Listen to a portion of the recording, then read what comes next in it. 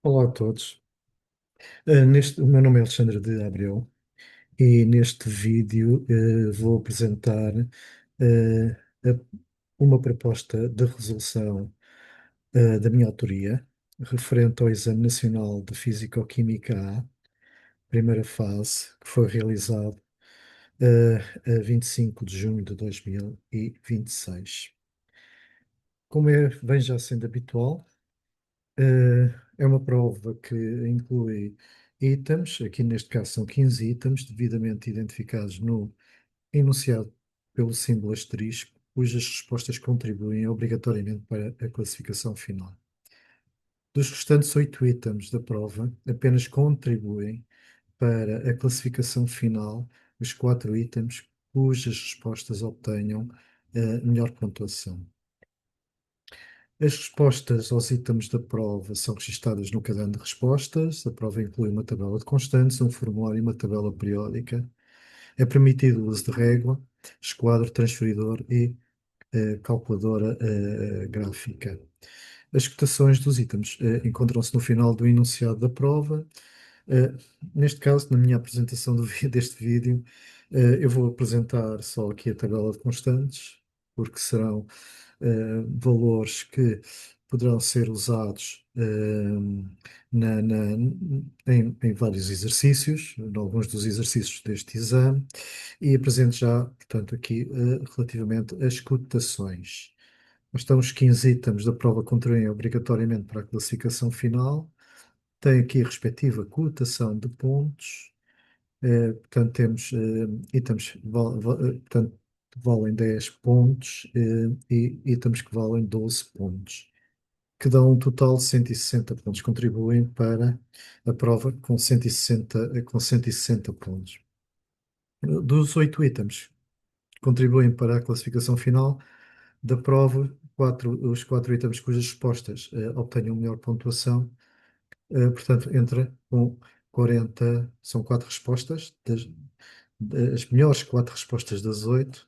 Não quer dizer que tenham que fazer as 8, como é óbvio, não é? Portanto, se têm a certeza que 4 das 4 itens estão corretos, é para escusa de pensar nos outros 4, como é óbvio. Mas contribuem, portanto, 40, com 40 pontos, o que dá um total de 200 pontos. Portanto, neste momento irei passar já, portanto, à resolução. A resolução já está, portanto, já foi efetuada, vai ser aqui apresentada,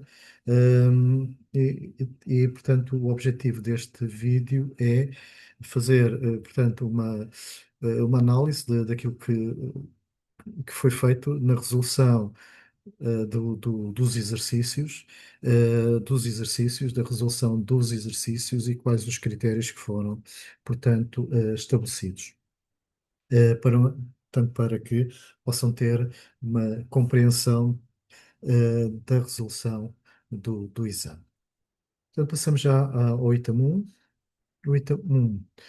No podcast de Carlos Filhais e David Marçal, Mais Lento do que a Luz, publicado em 11 de maio de 2023, a astrobióloga Zita Martins refere que um dos requisitos para a procura de vida fora da Terra é a presença dos elementos químicos essenciais para a existência de vida: carbono, hidrogênio e oxigênio, entre outros. Item 1.1. O átomo de carbono pode ser identificado em amostras gasosas por espectroscopia. Considero o espectro atómico do carbono na região do visível apresentado aqui na figura 1. Bom, o espectro apresentado na figura 1 é de. Eu julgo que a resposta é a resposta imediata, nem sequer é necessário pensar muito. É claro que é de emissão e é descontínuo. Portanto, é a resposta C.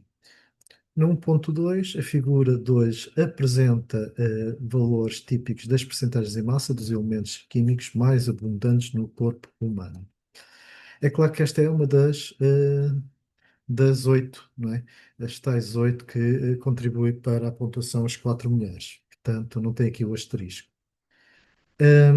Portanto, voltando outra vez agora ao item, a figura 2 apresenta valores típicos das percentagens em massa dos elementos químicos mais abundantes no corpo humano. Cá estão, portanto, temos o oxigênio, temos o carbono, o hidrogênio e outros elementos. químicos. E a razão entre o número de átomos de hidrogênio e o número de átomos de oxigênio no corpo humano, ora, o que estão aqui a referir, o que é que nós temos? Temos que a percentagem de oxigênio no corpo humano é 65% e a percentagem de hidrogênio é 10%. Portanto, isto significa que a razão entre a massa de hidrogênio com a massa de oxigênio é de 10 sobre 65. Substituindo, portanto, a massa pela correspondente quantidade e o respectivo, a respectiva massa molar dos elementos químicos que estão aqui em a estabelecer a respectiva razão, há de ser igual a 10,65. É claro que sabe-se que a quantidade é igual ao número de átomos de hidrogênio a dividir pelo número de Avogadro, assim como a quantidade de oxigênio é igual ao número de átomos de oxigênio dividido também pelo número de Avogadro. Portanto, significa que o número de Avogadro corta, e por isso é que não ponho aqui na expressão.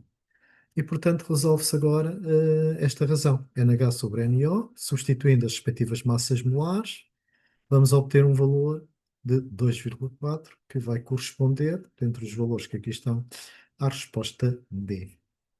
Passamos então ao item 1.3. Portanto, enfim, este exercício requer pura e simplesmente um cálculo matemático para determinar, portanto, a solução. O nosso organismo contém outros elementos químicos que estão presentes em quantidades muito reduzidas, habitualmente expressas em partes por milhão em massa, ppm. O iodo, componente essencial das hormonas da tiroide, existe no corpo humano em aproximadamente 0,25 ppm. A percentagem em massa correspondente a 0,25 ppm é, bom, também há aqui quatro opções. E, portanto, basta perceber o que é a definição de ppm. Há de ser a razão entre massa, massa do iodo sobre a massa da solução de iodo, que multiplica por 10 à sexta. Ok? Portanto, aquilo que vamos estabelecer é uma regra de três simples, não é? Portanto, temos aqui ppm, que corresponde precisamente a esta razão da massa de iodo sobre a massa da solução, que é 10 levantado a menos 6.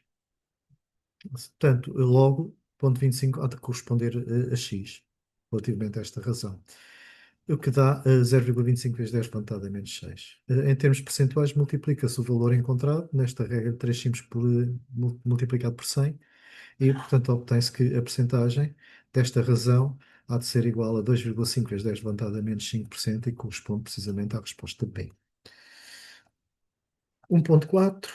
Na natureza, existem três isótopos de oxigênio que podem ser representados simbolicamente por 16O, 17O e 18O. Portanto, aqui os números correspondem, portanto, ao número de massa. Ao número de massa. Uh, Associe cada isótopo apresentado na coluna 1 a uma das suas características apresentada na coluna 2. Assinale na folha de respostas para cada letra da coluna 1 o número da opção selecionada na coluna 2 e a cada letra corresponde apenas um número.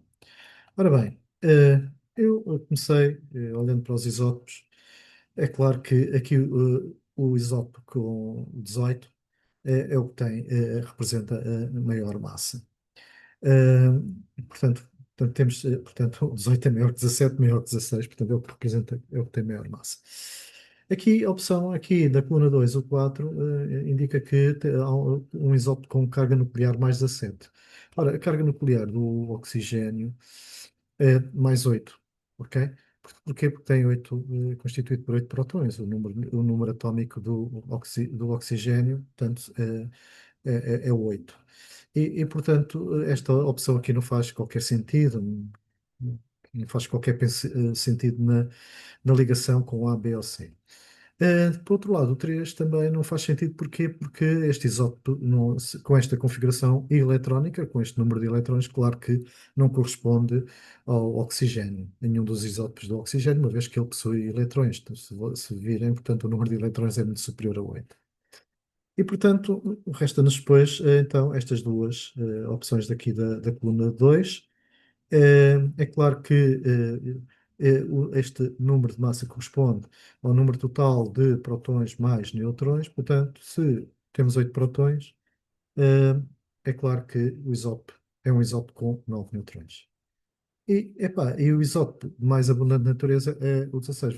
Basta ver que o número de massa, o número de massa relativo, não é? Massa atómica relativa, a massa atómica relativa, quando vocês vão calcular a massa molar, vocês colocam 16,00, ok? Não colocam 16,01 ou 16,02, não é? Portanto, significa que, de facto, é que o 16 é o isótopo mais abundante na natureza, ok? Entre os restantes. Portanto, a resposta C5, B2 e A1. 2. A síntese do amoníaco pode ser chamada aos mais diversos propósitos. Até hoje, o processo de Haber-Bosch garante a alimentação de uma população mundial em crescimento. É assim que quase metade do nitrogênio hoje existente no organismo de qualquer pessoa, inclusive o leitor, passou antes pelo processo de Haber-Bosch. No processo de Haber-Bosch, o gás amoníaco, NH3, largamente usado na indústria de fertilizantes, é produzido sob determinadas condições de pressão e de temperatura a partir do dihidrogênio e de dinitrogênio, numa reação reversível que pode ser traduzida por, aqui está, portanto, a reação é uma reação exotérmica. Portanto, 2.1, a variação do número de oxidação do nitrogênio na reação direta é, ora, pegando, portanto, na equação química, aqui, portanto, o dinitrogênio, portanto, o número de oxidação correspondente ao azoto é zero, do hidrogênio é também zero, como sabem, e depois no produto de reação NH3, aquilo que se estabelece, ou para se determinar o número de oxidação, o que se estabelece é que o hidrogênio entra com o número de oxidação mais um, positivo, mais um, que multiplica por 3 e que, multiplicado pelo número de oxidação do azoto, há de dar zero. Porquê? Porque esta molécula tem carga nula, carga elétrica nula. Portanto, fazendo agora a variação, vai ser, portanto, do nitrogênio em menos 3 menos zero, que dá menos 3, variação do número de oxidação do nitrogênio, e a variação do número de oxidação do oxigênio, portanto, será mais um menos zero, que é mais um. O que é que se conclui? Conclui-se que o nitrogênio captura eletrões, logo é o oxidante, e o hidrogênio cede eletrões, logo é o redutor. E, portanto, portanto, entre as respostas, portanto, é a resposta C, aquela que a variação do número de oxidação do nitrogênio é menos 3, sendo o N2 o oxidante. 2.2. No sistema reacional em equilíbrio, a quantidade de NH3 gasoso aumentará se. Temos aqui várias opções e para determinar qual delas é que é a correta, basta ter em atenção o princípio de Le Chatelier, ok? E, portanto, podemos começar aqui. Um catalisador não influencia, portanto, só influencia no tempo. Portanto, o catalisador é usado para acelerar a reação química. Não contribui, portanto, para a geração da substância do, eh, do produto de reação. Ok? Portanto, aqui o catalisador só vai ter influência, de facto, no tempo de reação. Vai aumentar, portanto, a rapidez da reação química. Podemos ver aqui o D diminuir, aumentará se diminuir o H2. Ora bem, a concentração de H2. Bom, se diminuir a concentração de H2, portanto, o que é que vai acontecer? o que vai acontecer é que o sistema vai reagir no sentido de contrariar esta diminuição do H2, não é? O que é que vai acontecer? Para o contrariar, significa que o sistema vai evoluir na reação, ok? Segundo a reação inversa, ok? Portanto, e se evolui segundo a reação inversa, significa que há uma diminuição da quantidade de NH3, ok? Portanto, a D não corresponde, não corresponde. O B, o volume do reator aumentar. Ora bem, se o volume do reator aumenta, significa que a pressão diminui. Ora, se a pressão diminui, significa que o sistema em equilíbrio vai evoluir, portanto, através dessa interação, não é? Vai evoluir no sentido em que a soma dos coeficientes estequiométricos é superior. Então significa que irei evoluir no sentido inverso e, portanto, dando-se a redução da quantidade de NH3. Ok? Portanto, a opção B também não é a correta. Então, será a opção A, que é a temperatura diminuir. Ok, portanto, um sistema em equilíbrio, quando a temperatura diminui, significa que o sistema vai contrariar, havendo o quê? Vai contrariar, libertando energia. Ok? Portanto, a libertação de energia significa que o sistema vai evoluir no sentido exotérmico, ok? Portanto, e o sentido exotérmico é o sentido direto da reação química. E, portanto, significa que vai haver aumento da quantidade de NH3. Portanto, a resposta correta é a resposta A. 2.3. Num recipiente fechado e indeformável, à temperatura T, encontram-se em equilíbrio químico N2, H2 e NH3, sendo a concentração de NH3 1,6 mol por decímetro cúbico e as concentrações de N2 e de H2 desconhecidas. Num determinado instante, o sistema sofreu uma perturbação por alteração das quantidades das substâncias. Mantendo-se a temperatura T, o sistema atingiu um novo estado de equilíbrio no qual as concentrações de N2 e de H2 são metade das concentrações respectivas no equilíbrio inicial. Determina a concentração de NH3 no novo estado de equilíbrio químico, apresenta todos os casos efetuados. Ora bem, mantendo-se a temperatura, não vai haver variação da constante de equilíbrio. Portanto, a constante de equilíbrio, mantém-se. O que é que vai acontecer? Ora bem, a constante de equilíbrio, como sabemos, portanto, será o produto das concentrações dos produtos de reação elevados aos respectivos coeficientes estequiométricos, a dividir em equilíbrio, claro, concentração em equilíbrio, a dividir pelo produto das concentrações dos reagentes elevados aos respectivos coeficientes estequiométricos. Ora, para não estar aqui com muitos, com muitos caracteres, foi aqui atribuído um X à concentração de N2 na primeira situação de equilíbrio, uma vez que as concentrações de N2 em equilíbrio e de H2 são desconhecidas, ok? X. Y, a concentração, portanto, do H2 em equilíbrio, na primeira situação de equilíbrio, e Z, a concentração do NH3 na nova situação de equilíbrio, ok? Como a temperatura se mantém constante, a constante de equilíbrio Kc vai manter o mesmo valor, portanto não se vai alterar, como já disse anteriormente. Então vamos ter a seguinte relação, ok?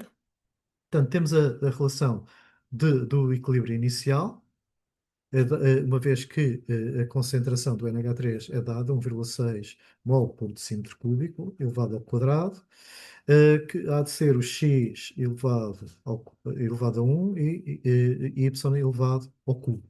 Ok? Que há de ser igual, portanto, agora para a nova situação de equilíbrio, qual é? Há de ser a concentração do NH3 na nova situação de equilíbrio, z quadrado, que se divide pela nova concentração do N2. E eles afirmam que na nova situação de equilíbrio, num novo estado de equilíbrio, as concentrações são metade das concentrações respectivas no equilíbrio inicial. Portanto, o x será x sobre 2, o que era x passou a ser x sobre 2, e o que era y passou a ser y sobre 2 elevado ao cubo. Ok? Pronto, x e y cortam, obtém-se esta relação, que aqui está, e chega-se à conclusão que o z é 1,6 a dividir por 4, dividir por 4, portanto dá 0,4. O que é que chamamos o Z? Era a nova situação de equilíbrio, ou seja, a concentração de NH3 no novo estado de equilíbrio químico é 0,4 mol por decímetro cúbico. 2.4. Em dois recipientes de volume variável foram introduzidas massas iguais de N2 e de H2. Conclua qual dos gases ocupa maior volume, nas mesmas condições de pressão e de temperatura. Apresenta um texto bem estruturado e utiliza linguagem científica adequada.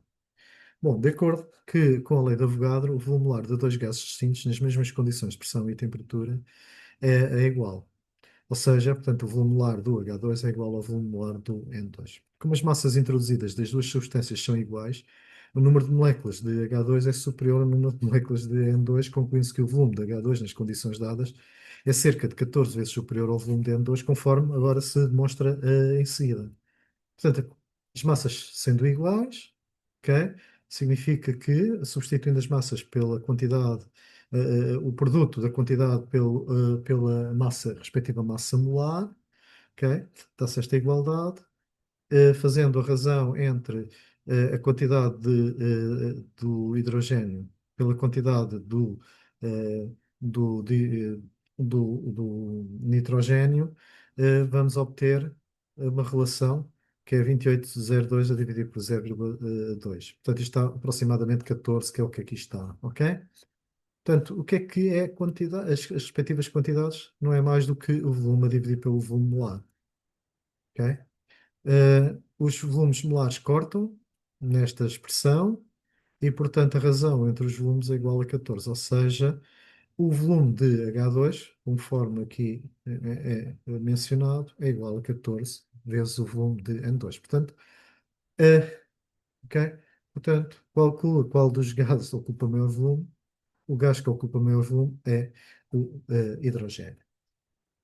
Vamos para o item 3, uma solução aquosa de NH3, cuja massa molar é 17,04 grama por mol, com concentração de 14,8 mol por decímetro cúbico, tem massa volúmica de 0,8980 grama por centímetro cúbico. Determina a fração molar do NH3 nesta solução.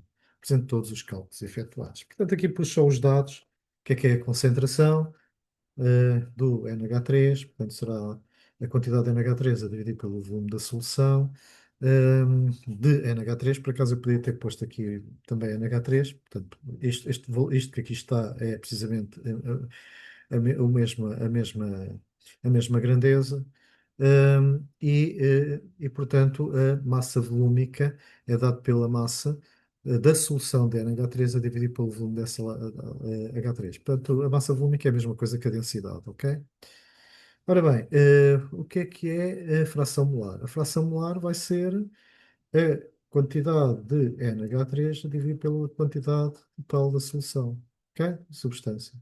O que é a solução? É constituída pelo NH3 e por H2O, ok? Portanto, aqui eu fiz uma tentativa, não é? A partir de, portanto, desta grandeza, volume da solução NH3, e aqui a mesma coisa, eles são iguais, e tentar obter uma relação. Mas a questão é que só obtenho uma equação que ela é possível, mas é indeterminada. E como é indeterminada, não é por esta relação que se conseguirá obter a razão, a fração molar. Então, coloco aqui uma nota. Para resolver este exercício é conveniente considerar uma solução química com um volume igual a 1 decímetro cúbico. Ok? E uma vez que temos aqui informação que é em centímetros cúbicos e em decímetros cúbicos, o que se vai fazer é, portanto, converter o centímetro menos 3 em decímetro menos 3. Um centímetro menos 3 é 10 ao cubo vezes decímetro levantado a menos 3 através desta relação, como é sabido. Ok? Portanto, o que é que temos? Então, temos que a quantidade de NH3 há de ser igual à respectiva concentração a multiplicar pelo volume da solução de NH3, ok? Portanto, este volume da solução passa para aqui e o NH3, portanto, vai corresponder, uma vez que atribuímos que o volume da solução é igual a 1 decímetro cúbico, portanto, vamos ter num decímetro cúbico 14,8 mol de NH3. Ah, e, portanto, aqui a massa porque é que precisamos da massa da solução? Porque nós, para conseguirmos depois obter aqui a quantidade de H2O, ok, vamos precisar de saber qual é a massa de H2O, tá bom? Ok, então, como é que obtemos a massa da solução? Portanto, eh, vai ser, portanto, a massa da solução há de ser aqui a massa volúmica a multiplicar pelo volume da solução, uma vez que o volume da solução é um decímetro cúbico, ok? Portanto, a massa da solução há de ser 898. Eu aqui substituí, eu aqui substituí o centímetro menos 3 por 10 ao cubo, decímetro menos 3, ok? Que vai multiplicar por um decímetro cúbico e, portanto, que vai multiplicar por o decímetro cúbico e, portanto, fica em gramas, 898 gramas. Portanto, a massa do NH3, uma vez que sabemos qual é a sua quantidade, não é mais que multiplicar a quantidade pela respectiva massa molar. E, portanto, nestes 898 gramas da massa da solução, 252,192 gramas corresponde à massa de NH3. Logo, a massa de H2O vai ser a diferença, ok? Da massa total pela massa de NH3. E a partir da massa de H2O, como já tinha afirmado anteriormente, obtém-se a quantidade de H2O que é necessária para determinar, portanto, a respectiva fração molar de NH3. Eh, portanto, a quantidade há de ser a massa sobre a massa molar e, portanto, obtém-se 35,84 mol de H2O naquela solução aquosa para um decímetro cúbico. E, portanto, significa que o N total da solução será 50,64 mol, portanto, estamos em condições de portanto, de obter o valor da fração molar, 14,8 dividido por 50,64, que dá 0,292. Portanto, eu fiz uma aproximação às milésimas.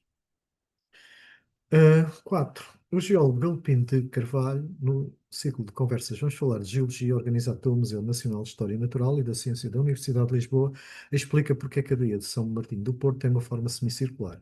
A razão de ser desta forma muito bonita tem a ver com a abertura estreita onde a ondulação entra. A figura 3, que não está à escala, esquematiza o fenómeno ondulatório referido. As linhas sobre a água correspondem a cristas de onda, estando representada apenas uma pequena parte do total das cristas. Portanto, esta é a figura e, portanto, a distância. Vamos admitir que a distância, que isto é um semicírculo aqui perfeitinho, a distância é igual a 800 metros. Ok? Ora, qual o fenómeno ondulatório que ocorre na passagem das ondas pela abertura estreita? Cá está, portanto, o fenómeno é o fenómeno da difração. Portanto, a resposta é C. Aqui também não é necessário pensar muito, né? Para chegar a esta opção. 4.2. Considero que as ondas se propagam com velocidade módulo constante com um período de 6 segundos e com um comprimento de onda de 9 metros. Determina o intervalo de tempo que uma frente de onda demora a percorrer os 800 metros desde a abertura estreita até à praia. Apresente todos os cálculos efetuados. Ora, a velocidade de propagação da onda é dada por o comprimento de onda a dividir pelo respectivo período. Ora, é dado o período, 6 segundos, o comprimento de onda 9 metros, e é dada a respectiva distância, não é? Portanto, de, que a onda se propaga até chegar, portanto, 800 metros. Logo, o intervalo de tempo, uma vez que a propagação é um movimento uniforme, portanto, é a velocidade constante, significa que o tempo que essa onda, a onda a partir daqui até chegar aqui à margem, ok, é dado pela distância a dividir pela velocidade, substituindo os valores, não é? 800, portanto, a distância é 800, a velocidade é lambda sobre t, lambda é 9, o t é 6, portanto, obtém-se que portanto, o tempo que uma frente de onda demora a percorrer os 800 metros corresponde a 533,3 segundos. Passamos então à questão 5. Carlos Correia, professor e divulgador de ciência, num dos seus exercícios demonstrou a impossibilidade de neutralizar a acidez do estômago pela ingestão de uma água alcalina. 5.1. Determina o volume de uma água alcalina de pH 9.5 necessário para neutralizar 3 decímetros cúbicos de suco gástrico de pH 2, pH 2, 25 graus Celsius. Apresenta todos os cálculos efetuados. Ok? Bom, para este exercício, ora, temos para já o volume, não é? Vamos designar V1, o volume da água alcalina com o pH de 9,5. Eu vou chamar pH1 para distinguir do outro pH, do pH da outra solução, que eu chamo pH2, e que tem um volume 2. E o volume 2 é de 3 centímetros cúbicos. Ok? Um, e vai ser necessário socorrer à tabela de constantes a constante, para obter o valor da constante de equilíbrio de autoionização da água, que é 1,4 vezes 10 elevado a menos 14, para esta temperatura de 25 graus Celsius. Ok? Bom, a neutralização da acidez do estômago pela ingestão de água alcalina implica que as quantidades dos íons H3 ou mais de uma das soluções com os íons H3 ou H- da outra solução sejam iguais, uma vez que para se dar essa neutralização, ok? Depois na solução resultante em equilíbrio. Ok? Portanto, significa que a reação de H3 ou mais com de uma das soluções com o OH- da outra solução, é o que isto quer dizer, é equivalente a afirmar que tem de ser as quantidades de OH- da solução com as quantidades de H3 ou mais da solução 2 para a sua reação se obter H2O, líquido, que é, portanto, será a neutralização. Bom, por tal, já está. Portanto, a quantidade de H3 ou mais da segunda do suco tem que ser igual à quantidade do OH-, ok, da água alcalina que eu designei por solução 1. Substituindo as respectivas quantidades pelas concentrações, portanto, obtemos aqui esta expressão, que a concentração do suco vezes vezes o seu volume há de ser igual à concentração do OH- da água alcalina a multiplicar pelo respectivo volume. Aquilo que se pretende é obter o volume da água alcalina e demonstrar, de facto, a impossibilidade de neutralizar a acidez do estômago, não é? Pela ingestão de uma água alcalina, enfim.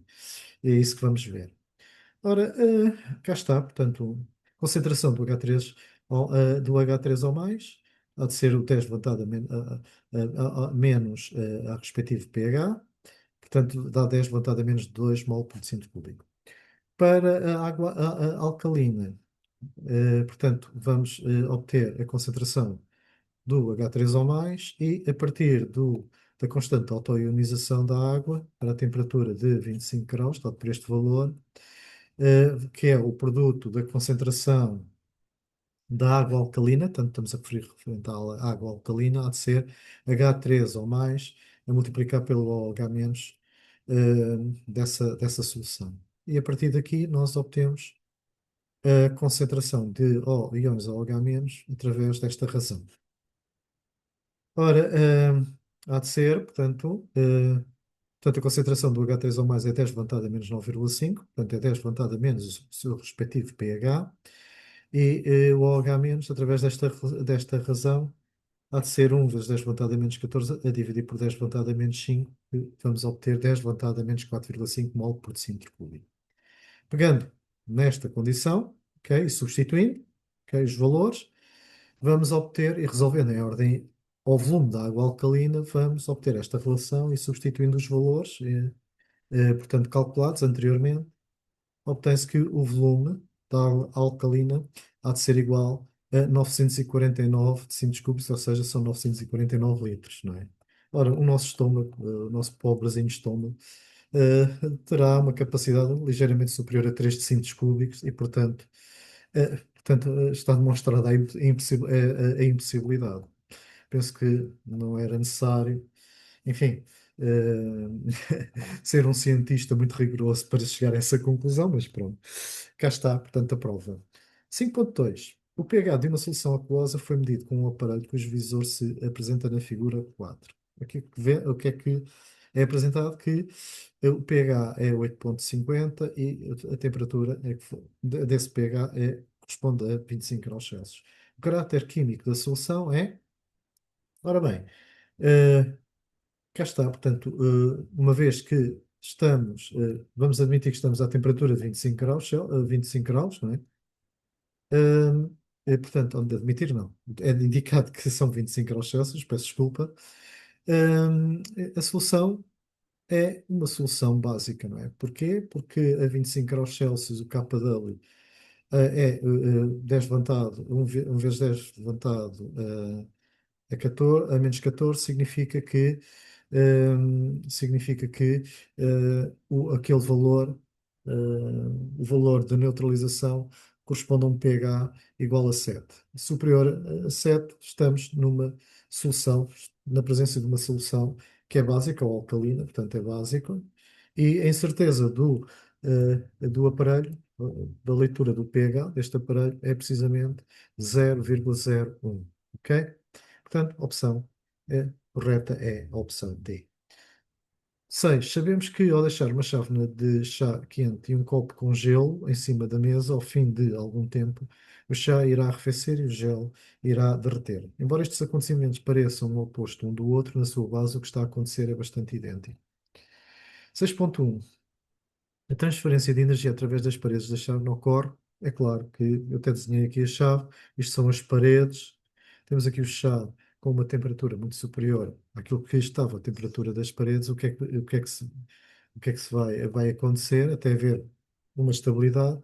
É que em contacto, o chá em contacto com a parede vai provocar nas paredes da chávena, portanto, a vibração das respectivas moléculas que se vão propagando ao longo da largura né, da, da parede da chávena. Portanto, a energia através das paredes é por condução e, nesse processo, o chá cede energia. Portanto, a variação da energia é no sentido do chá para, eh, para a parede. 6.2. A capacidade térmica máxima do gelo é inferior à capacidade térmica máxima da água líquida. Qual das opções seguintes apresenta o esboço do gráfico da temperatura θ da água, inicialmente na forma de gelo em função do tempo T até atingir a temperatura ambiente? Bom, eu creio que eu penso que na fase, portanto, se nós tivermos a expressão da fase líquida, não é? Da variação da energia da fase líquida em função do θ, se resolvemos em ordem ao θ, verificamos que quando a capacidade térmica máxima do gelo é inferior à capacidade térmica máxima da água líquida, significa que aqui os declives da reta, eh, na variação da temperatura, quando está na fase de gelo, ok, é superior ao declive aqui desta reta, quando está a massa na fase líquida. Hum, eu penso que isso eu julgo que mais ou menos será mais ou menos intuitivo. Eu não demonstro aqui, mas eu posso agora interromper e vou apresentar, enfim, matematicamente, a conclusão a que efetivamente se chega para a escolha da opção A. Portanto, eu vou fazer só aqui uma interrupção portanto, já regresso ao vídeo, está bem? Ok? Até já. Ora, eu creio que já estão aqui a ver, portanto, tive que arranjar aqui um espacinho para colocar e vou de imediato eh, explicar porque é a resposta A, a resposta correta. Ora, como é sabido, não é, que a variação da energia em qualquer fase, não é dado pela massa vezes a capacidade térmica máxima da substância, que há de multiplicá-lo pela diferença da temperatura. Vamos chamar-lhe θ menos θi. Eh, isto vai ser equivalente a ter que a temperatura θ há de ser a variação da energia dividido pelo m vezes a capacidade térmica mais o θi. E, portanto, como a variação de energia é a potência a multiplicar pelo tempo, ok? Portanto, vamos obter que o θ, em função do tempo, é dado por esta expressão, ok? Em que é uma reta, é uma relação linear e, portanto, temos aqui o declive da reta, ok? Mais a ordenada na origem. Como é que aquilo que observamos é que, portanto, nós temos a variação, portanto, da temperatura na fase sólida, que é no gelo, não é? Há de, que é dado por esta expressão que aqui está. Agora, eu designo a capacidade térmica máxima do gelo como CG, ok? Dado por esta expressão em que o θi, portanto, será aqui o valor, não é? Isto será o θ inicial, ou seja, a temperatura inicial. E é dado por aquele declive, vezes o tempo. Hum, entre zero entre zero e T1. Portanto, eu vou designar o T1 seria este valor aqui, ok? Aqui. Depois, portanto, é dado por esta expressão. Portanto, esta é a expressão desta reta. Aliás, vocês, creio eu que sabem, definir uma função por ramos. Não é mais do que estamos aqui a definir uma função por ramos de acordo com as características, as características físicas que estão aqui a ocorrer. Uh, Porque que aqui entra o zero? É zero porque ele, portanto, se ele está na forma de gelo, vai, e para estar na forma líquida, ele passa da fase sólida para a fase líquida. E quando se dá essa mudança de fase, não é? Significa entre T1 e T2, o T2 será isto que aqui está, ok? Agora estou aqui a colocar. Quando se dá essa mudança de fase, há uma variação de energia que é dada pela massa multiplicar pela variação de entalpia de fusão, ok? Entre isso, portanto, significa que há uma variação de energia, uma temperatura que é 0 graus, portanto, que corresponde precisamente à mudança da fase, ok? Entre T1 e T2. T1 e T2, ok? Quando é maior que T2, bom, estamos outra vez, né, com esta expressão, não é? O θ da T, portanto, a temperatura, há de ser a potência dividido pela massa vezes, agora a dividir, portanto, aqui pela.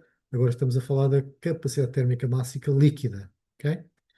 Ela será T menos T2, ou seja, quando o T é igual a T2, isto aqui dá zero, como é óbvio, não é? Portanto, estamos aqui nesta parte e teremos, e temos outra vez a expressão em que este valor que aqui está, esta razão que aqui está, é precisamente o declive desta reta, ok? Então, se, a capacidade térmica do gelo é menor que a capacidade térmica, portanto, da água líquida, não é? O que é que isto implica? Implica que, se este é menor, significa que esta razão, que é o declive, é maior do que este declive, ok? É maior do que este declive. Portanto, isto vai corresponder precisamente à resposta A. Portanto, está aqui feita a demonstração para a escolha da opção para o exercício 6.2.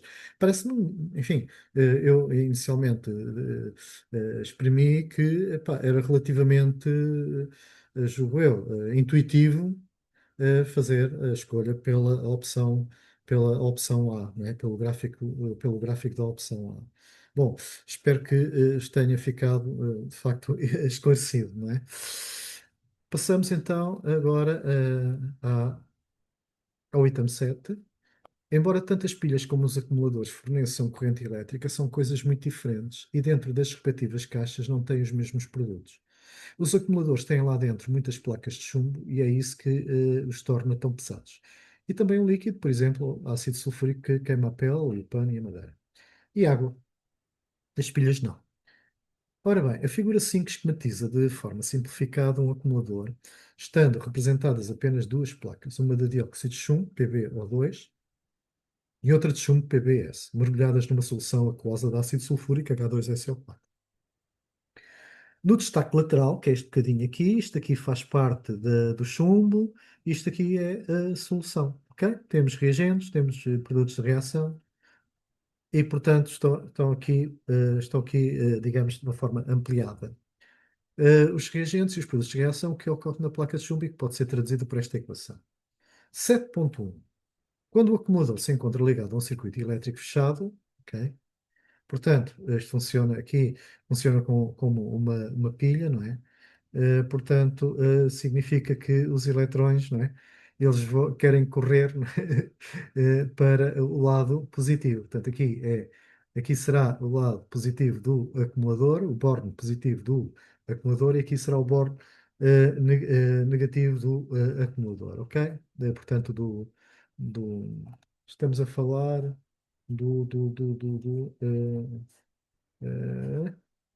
um acumulador, ok? Pronto.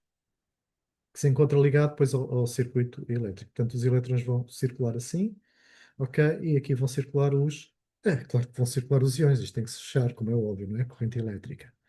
Ora, quando o acumulador se encontra ligado a um circuito elétrico fechado, os portadores de corrente elétrica nas placas do chumbo, estão-se mesmo aqui a ver, não é?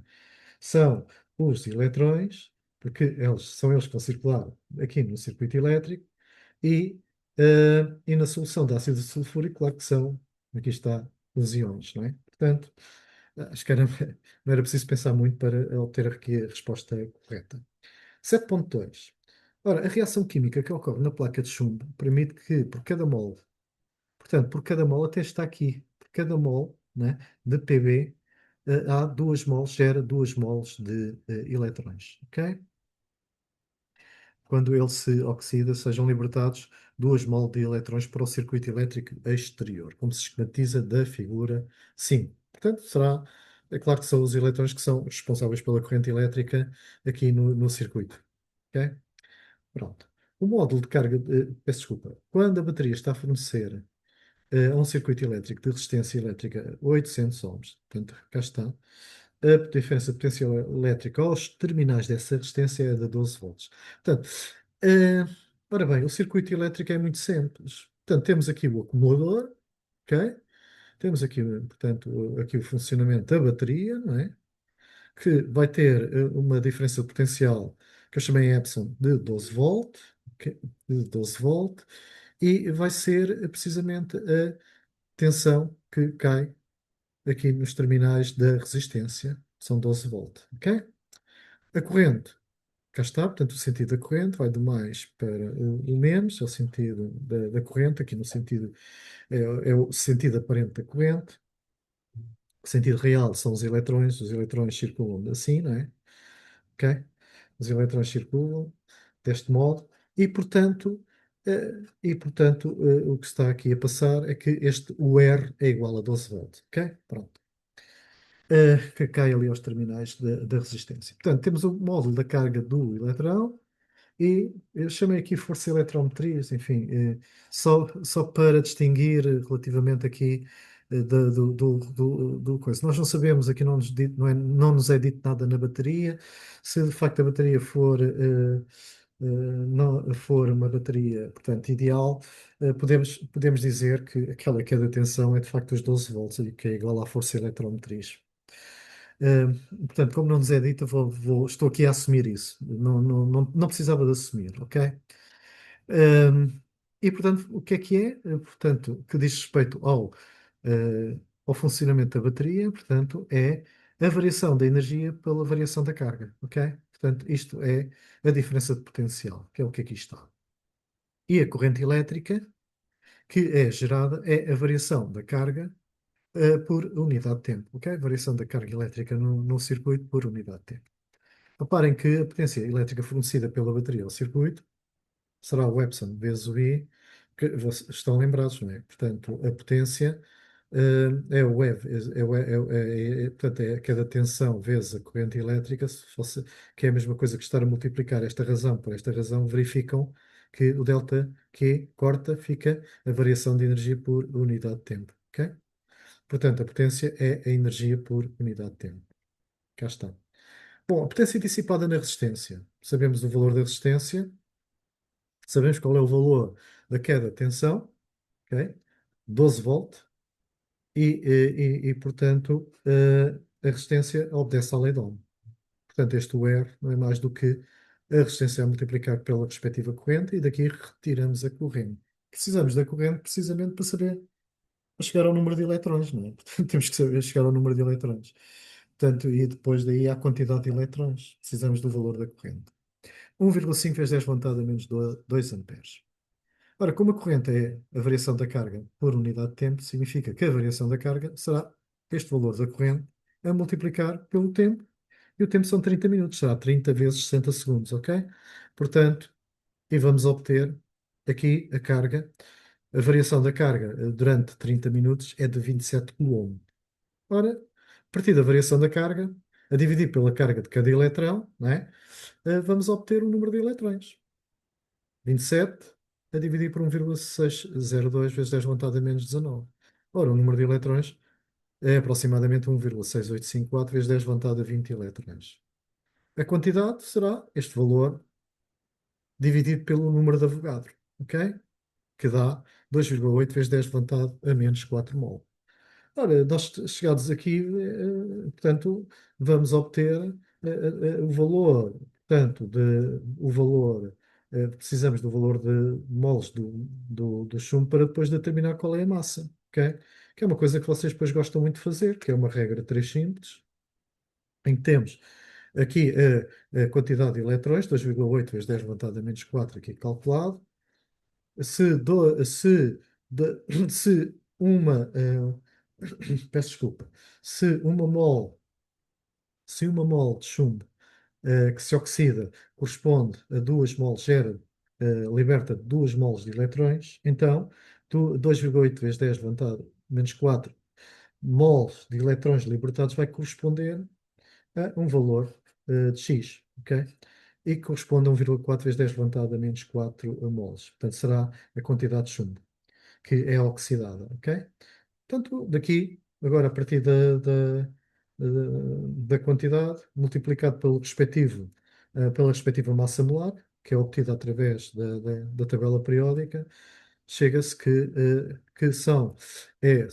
portanto, a massa que é oxidada de chumbo para gerar 2,8 vezes 10 levantado a menos 4 mols em 30 minutos, não é? Ok, já agora, corresponde a 2,9 vezes 10 levantado a menos 2 grama, ok?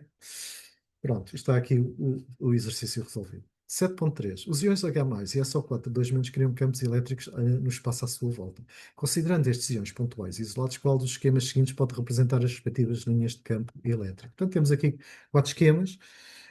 Portanto, para se ver qual é aquele que é o correto, ora, o SO4 2 é um íon com duas cargas negativas. O H+, é um íon com uma carga positiva.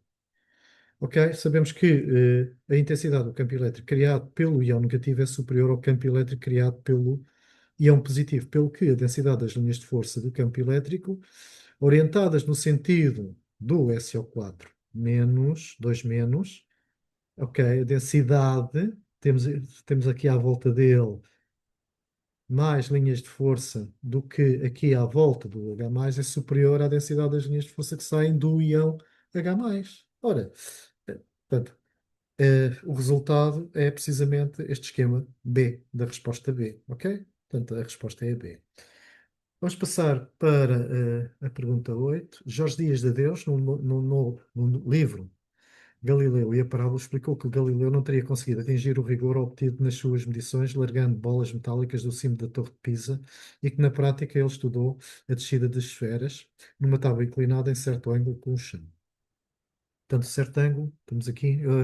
É claro que o que está aqui, a cores verde e vermelho, não está, portanto, no enunciado, já é colocado aqui na resolução, que é só para depois explicar como é que são depois obtidas as expressões. Numa das experiências, portanto, considere que as esferas em análise podem ser representadas pelo seu centro-massa, modelo da partícula material. Numa das experiências, Galileu largou uma esfera metálica de uma altura h e mediu a distância percorrida sobre uma tábua de 1,5 metros de comprimento durante um segundo. Portanto, a distância percorrida durante um segundo é dada por esta designação, d delta t igual a um segundo, tal como se esquematiza na figura 6, que não está à escala. Galileu repetiu este procedimento para alturas diferentes. A tabela seguinte, adaptada do livro referido, apresenta os registros experimentais obtidos. A razão h sobre 1,5 exprime a inclinação da tábua em cada ensaio. Portanto, aqui estão os valores desta razão e da distância que a esfera percorreu durante um segundo. Determino o módulo da aceleração gravítica nas condições em que Galileu realizou a experiência no tratamento de dados, tal como Galileu não considera o contributo da força de atrito. Na sua resposta, tem de se deduzir a expressão matemática que relaciona a distância percorrida ao fim de um segundo pela esfera com esta razão. E apresenta a reta de ajuste, vai ser, portanto, uma relação linear, em função do H sobre 1,5. Calcula a partir da equação da reta de ajuste o valor solicitado com dois algarismos significativos e apresenta todos os resultados efetuados.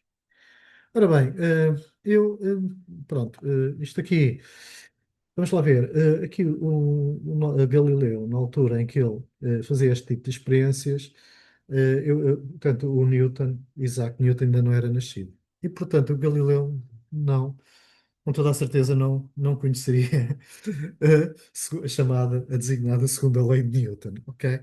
Mas vamos precisar dela, como é óbvio. Vamos precisar dela.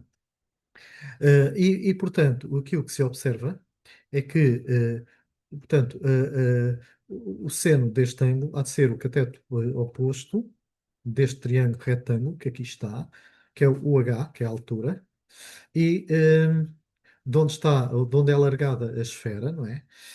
A dividir por 1,5. Portanto, será o seno deste ângulo a, é a altura, portanto, que é o cateto oposto a dividir pela hipotenusa, que é 1,50. Ora bem, vamos lá ver, desprezando o atrito, portanto, a força resultante não é mais do que a projeção deste vetor portanto, segundo aqui o deslocamento que é realizado, ok? Pela esfera, neste sentido. Portanto, faz-se a projeção e obtém-se aquilo que é designado por peso eficaz. E, portanto, que é a força resultante. Ora, esse peso eficaz não é mais do que a massa, ou seja, portanto, o seu valor escalar não é mais do que a massa a multiplicar pela aceleração gravítica, a multiplicar pelo seno de θ, ok? E a aceleração gravítica a multiplicar pelo seno de θ é a aceleração. Cá está. Portanto, a força resultante, a segunda lei de Newton, é a massa vezes a aceleração, em que a aceleração é g seno de θ. A equação de movimento. Bom, aqui Galileu, com estas medições, ele já sabia que já obtinha, que sabia que a distância percorrida pela esfera era proporcional ao quadrado do tempo, ok? Isto ele sabia, ok? Como o ΔT é igual a 1 segundo, portanto, tem-se que a distância, ΔT é igual a 1 segundo, enfim, eu não pus 1 segundo para não estar aqui portanto, simplifiquei aqui um bocadinho a notação, é um meio de A, uma vez que ΔT é 1, 1 ao quadrado é 1, portanto, o A. O que é o A? Bom, o A é a aceleração, não é? Portanto, e a aceleração é g seno de θ. E o que é o seno de θ? Nesta expressão, é o h sobre 1,50. Portanto, vamos obter, deduz a expressão matemática que relacione o D com o H sobre 1,50 já está aqui obtida, ok? Há de ser G sobre 2, ok? Vezes H a dividir por 1,50, tá bom? Agora, vamos apresentar a equação da reta de ajuste. Portanto, introduzem-se os valores na máquina de calcular para obter a reta de regressão linear que será y igual a mx mais b, em que o y é o d de t, portanto, é a distância percorrida pela esfera, e o x é esta razão h1 sobre 1,5. Ok?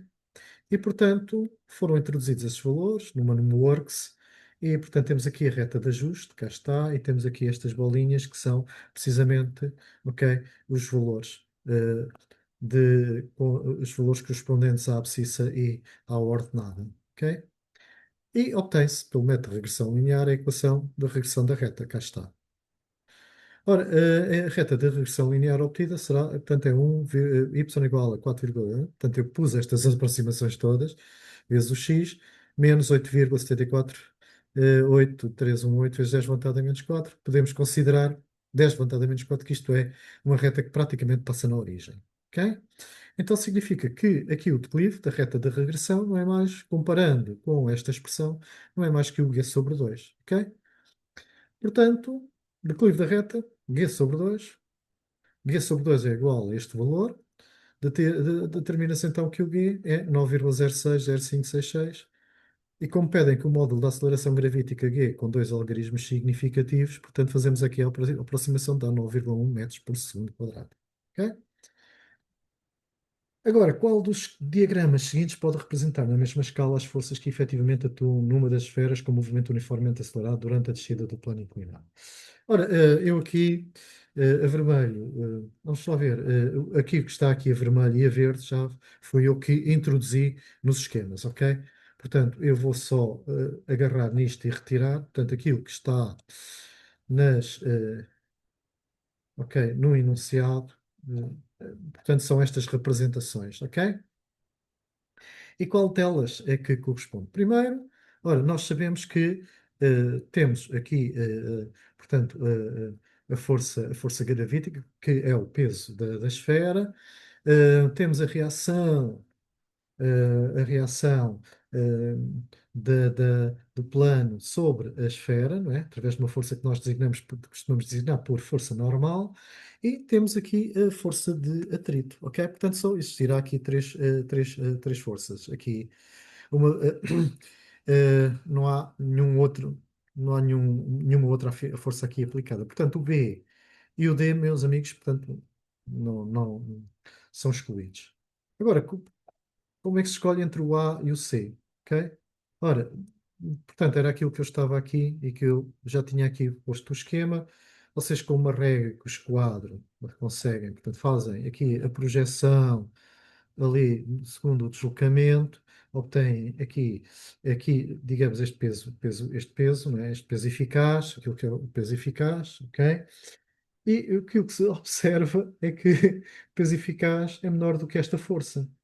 Ora, esta força, portanto, quer dizer que a resultante, não é? Entre esta força e o peso eficaz, é claro que seria no sentido ascendente. Ou seja, esta esfera, que aqui representada, não está a descer a rampa, estaria a subir a rampa. Ora bem, portanto, aqui a opção A é impossível. E, portanto, além disso, ainda haveria, portanto, seria uma força que não é a força de atrito. Claro que esta força aqui não seria de atrito. A força de atrito, se é um movimento ascendente, a força de atrito tinha sentido contrário ao movimento, não é? Portanto, seria, portanto, no sentido descendente a força de atrito seria no sentido descendente da rampa, ok? Portanto, a opção A está fora de questão. Porque é que é a opção, cá está, a opção C? Bom, o que é que fiz? Eu fiz primeiro com a régua, eh, eu pus aqui um valor, aqui o tamanho deste vetor, ok? Que não é mais do que, ora, reparem, ele vai ter que se anular, esta normal vai ter que se anular com a projeção do peso segundo a normal, né? Segundo a perpendicular ao movimento, ok? O eixo perpendicular ao movimento. Ora, como se pode ver, portanto, este comprimento, esta intensidade da normal corresponde precisamente a este valor da projeção do peso, segundo a normal. E, portanto, segundo, depois, tangencial ao movimento. Ora, portanto, vemos então efetivamente que a força resultante não, a força de peso eficaz, o peso eficaz é superior a este vetor que é a força de atrito. A força resultante, é claro que é no sentido descendente e confirma, portanto, que esta esfera, portanto, está no movimento descendente da rampa, ok? Portanto, a opção C. 8.3. Um professor desafiou os alunos a planearem uma experiência para verificarem se há conservação da energia mecânica do sistema esfera-terra quando a esfera desce um plano, peço desculpa, desce num plano inclinado e é tratada como uma partícula material. Para tal, disponibilizou uma rampa de inclinação fixa, uma esfera, uma régua, uma balança e um sensor que mede diretamente a velocidade num ponto. Descreva um procedimento experimental, incluindo o tratamento de dados correspondente, que permita aos alunos verificarem se a energia mecânica dos sistemas esfera mais Terra se conserva, utilizando todos os materiais indicados. Considere apenas um ensaio, apresente um texto bem estruturado e utilize linguagem científica adequada. Ora, eu penso que, seguindo aqui um bocadinho o procedimento experimental, ora bem, porque é que precisamos da balança? Bom, para pesar a esfera, para obter o valor da massa, ok? Portanto, uma vez colocada, vamos aqui até aproveitar aqui o plano inclinado, uma vez colocada aqui a esfera no plano inclinado, né? Eh, eh, portanto, sem velocidade inicial, devemos de alargar, não é? Portanto, vamos calcular aqui a ideia de medir a massa é precisamente calcular a energia potencial, ok? Pronto. Portanto, e depois coloca-se o sensor na base da rampa para a medição da velocidade da esfera. Porquê? Porque vamos precisar da velocidade da esfera para calcular a energia cinética, ok? Quando a bola está na base da rampa. Medir a altura da extremidade superior da rampa, ao solo, com a régua. Enfim, a régua, não sei se a rampa é grande ou não e qual é a inclinação que se vai colocar. Se calhar seria melhor uma fita métrica do que uma régua, para medir essa altura H.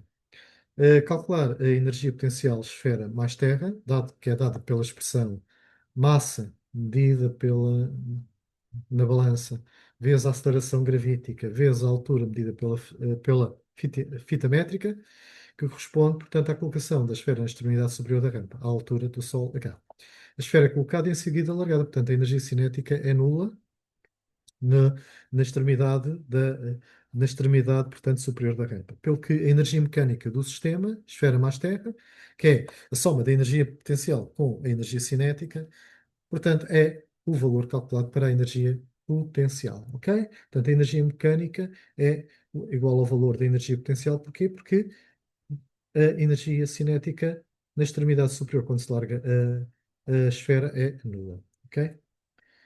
Bom, quando a esfera no seu movimento descendente é detectada pelo sensor, este mede a sua velocidade.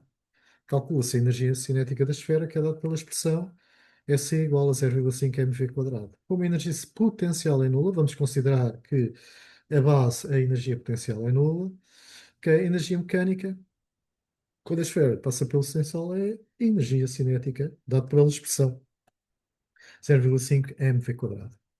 Ora bem, compara-se os valores calculados das energias mecânicas, não é? Obtidas na experiência, portanto, aqui, o valor que deu aqui com o valor que deu ali, ok? Se forem aproximadamente iguais, pode concluir-se que a energia mecânica do sistema esfera mais Terra se conservou no decorrer da experiência realizada, ok? Ora, voltamos outra vez agora para o exercício. É o 8.4. Uma esfera X de massa m foi largada num plano inclinado e uma esfera Y de massa 2m foi largada num outro plano inclinado, tal como se esquematiza na figura 7. Portanto, a esfera Y é duas vezes a massa da esfera X, ok? Claro que no enunciado, eu tenho aqui, eu pus aqui, só para vocês verem, eu pus aqui só aqui um bocadinho, porque entretanto, por qualquer motivo, não sei porque é que aquele. Portanto, aquilo que está no enunciado é isto, ok? Portanto, X, a esfera, a identificação das esferas, a altura inicial, as inclinações das rampas, as esferas X e Y são largadas à mesma altura, ok? Eu é que coloquei agora estas notações EPX para indicar a energia potencial da esfera X, a energia potencial da esfera Y e depois aqui a energia cinética da esfera X, considerando que o atrito é nulo, como eles dizem aqui, não é? Considera o Sol como nível de referência da energia potencial gravítica e admita que as forças de atrito e de resistência do ar são desprezáveis, ok? Portanto, quer dizer que a energia cinética em X é igual à energia potencial que ali estava, X, e que a energia cinética em Y, quando a esfera chega aqui, é igual à energia potencial quando a esfera estava ali. Ok? Pronto, é o que isto aqui pura e simplesmente significa. Ora, pedem para completar o texto seguinte, selecionando a opção correta para cada espaço. Assinale nas folhas de respostas para cada letra o número da opção selecionada. Vamos ter aqui algum trabalhinho, ok? A energia potencial gravítica inicial do sistema X mais Terra é, bom, ele diz se é maior ou igual ou menor do que. Ora bem, então O MY é duas vezes o MX, ok? É duas vezes, portanto, a massa da esfera Y é duas vezes a massa da esfera X.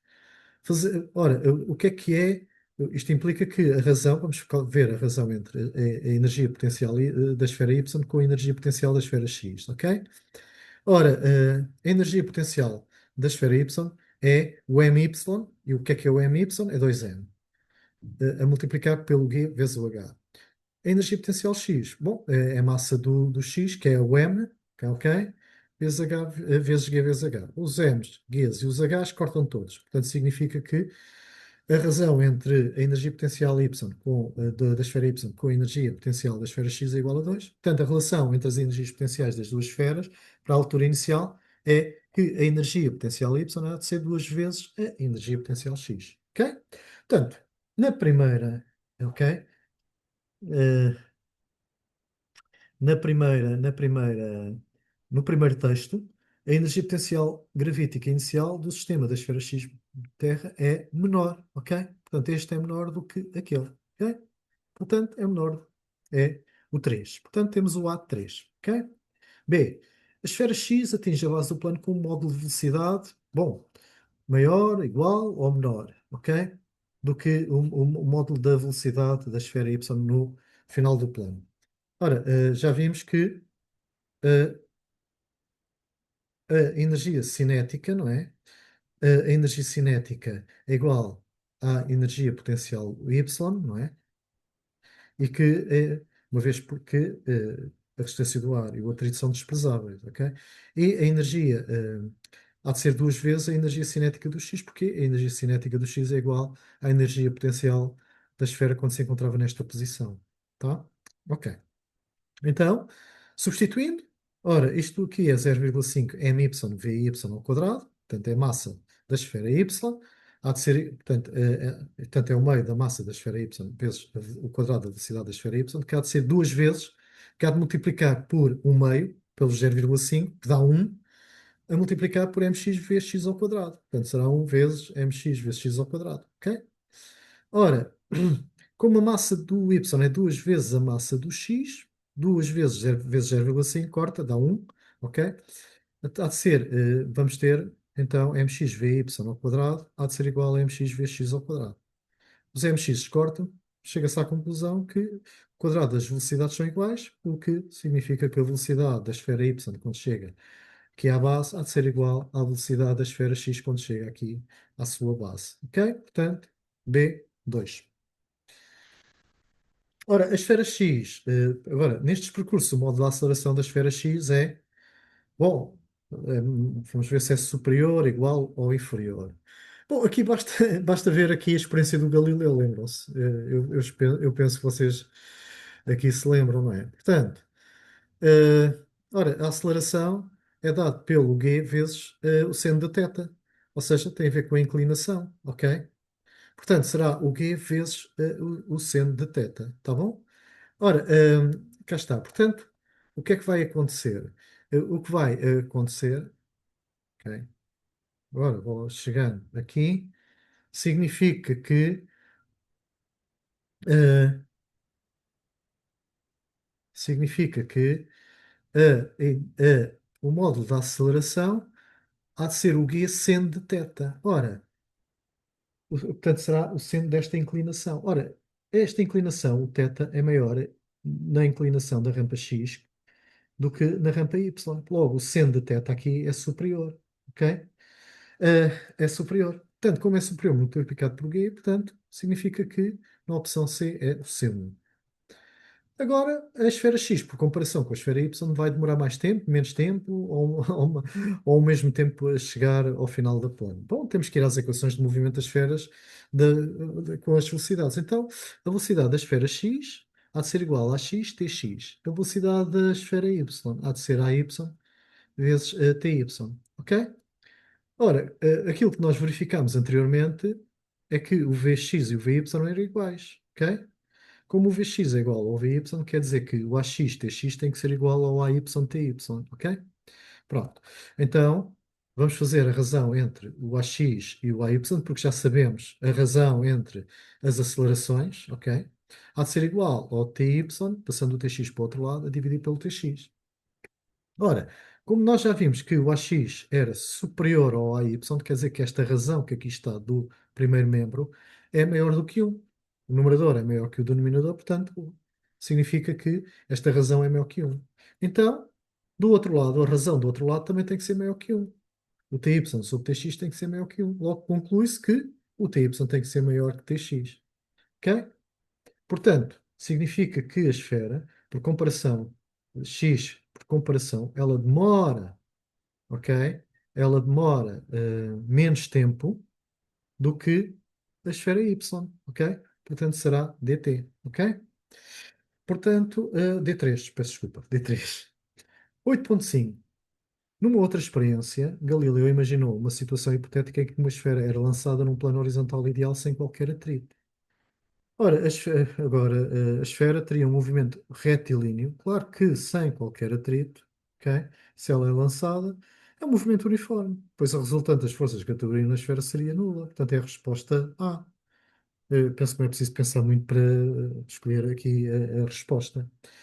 Ora bem, com este item dá-se por concluído aqui a resolução do exame de Físico-Química A primeira fase 2026. Portanto, se houver qualquer questão, qualquer questão, ou qualquer dúvida, ou qualquer assunto que queiram tratar, ou entrar em contato comigo, podem fazer através daquele correio eletrónico que ali está indicado. Portanto, e muito obrigado pela atenção. Eu agora só gostaria de fazer aqui uma análise crítica, relativamente ao próprio exame. Enfim, eu estabeleci aqui um ranking em termos de grau de complexidade que ia de 0 a 4 relativamente aos itens. Portanto, eu considero que, por exemplo, eu creio que estão recordados da figura 1 do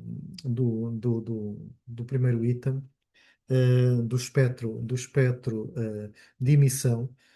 Portanto, o grau de complexidade, enfim, aqui o grau de complexidade para dar a resposta naquele item portanto, pá, não há cálculo e não há um raciocínio. Portanto, para chegar à conclusão não se faz um raciocínio. Portanto, é dizer que pá, 2 mais 2 é igual a 4. Portanto,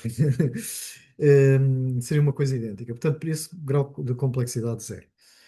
Depois, há de facto alguns itens que me parece que têm algum cálculo muito simples, como é o caso do 1.2, recordar das razões entre a percentagem de oxigênio e de hidrogênio do corpo humano. Pá, penso que portanto, é um cálculo relativamente simples e, portanto, sem grande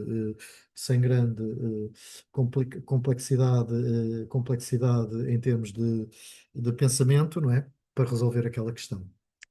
E depois, em que depois o nível, portanto, o grau de complexidade 2 é quando há de facto um raciocínio que é relativamente simples, não é complexo, e os cálculos associados em termos matemáticos também são extremamente simples, ok?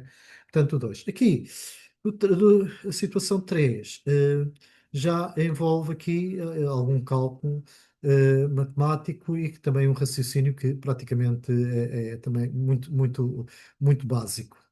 É muito básico. O 3 já, de facto, portanto, serão, por exemplo, o exercício 3, o exercício, por exemplo, do acumulador, que eu já dei aqui um 4, que de facto exige raciocínio complexo, com alguma complexidade, vários passos e também um domínio das fórmulas, não é? A serem usadas e também um domínio matemático associado. Portanto, aqui o 8.4 também foi este caso aqui, que aqui tem, não é?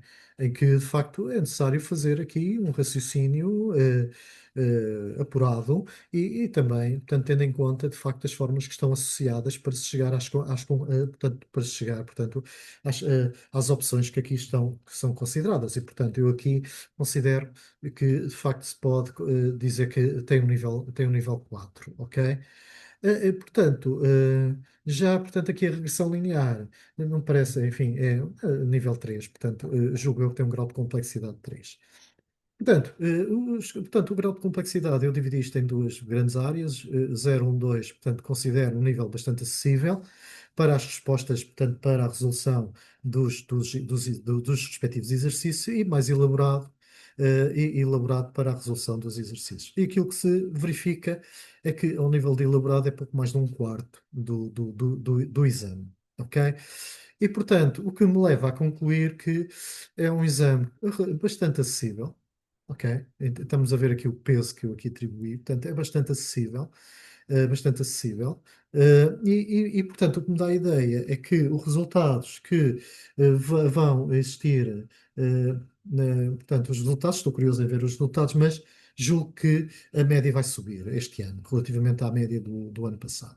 E, portanto, deverá, enfim, eu não quero, não tenho nenhuma bola de cristal, mas eu creio que será uma média entre 11 e 12 valores e que provavelmente andará ali muito em torno de 11,5. 11,5 é a minha perspectiva. Ora, enfim, o que é que eu considero relativamente a este exame? As perguntas. Epá, eu sinceramente acho que as perguntas para o nível que é exigido, ou que, no fim de contas, o nível que os alunos têm ao longo dos 2 anos, não é, de aprendizagem, foi muito superior ao nível do que é apresentado aqui no exame, muito sinceramente. Portanto, dá-me a ideia que é um exame com intuitos e objetivos mais políticos do que propriamente, enfim, para o governo dizer que, pronto, que a sua política de educação eh, é uma política positiva. Enfim, não me parece que este exame espelhe, de facto, essa política. E, portanto, deixa com alguma decepção, porque efetivamente os alunos, eh, lá ver, um peso de 50% para a entrada da faculdade, na nota do exame de Físico-Química, creio que é um bocado, é bastante penalizador. Porquê? Porque os alunos, ao longo dos 2 anos, têm muitos testes, quer teóricos, quer práticos, e têm, portanto, aulas de laboratório que exige, de facto, a elaboração de relatórios. E, portanto, parece-me um pouco injusto que, para a entrada numa faculdade, de facto, este nível de exame conte com 50% relativamente ao trabalho exaustivo que foi feito durante os 2 anos, em que os alunos tiveram, portanto, a disciplina de Físico-Química. Deixo, de facto, aqui a minha crítica para que, de facto, quer a nível técnico dos professores ou das equipas que elaboram estes exames, portanto, sejam mais orientados para aquilo que se espera ou aquilo que foi o trabalho exaustivo durante os 2 anos e aquilo que se espera que é exigível depois ao nível da faculdade, de uma faculdade. E, portanto, do que propriamente estarem alinhados com, enfim, objetivos políticos, enfim, não parece adequado. Fica aqui, portanto, esta minha crítica relativamente ao exame de Físico-Química, primeira fase, do ano 2022. Portanto, muito obrigado pela atenção que foi dispensada, portanto, até breve. Muito obrigado e até breve.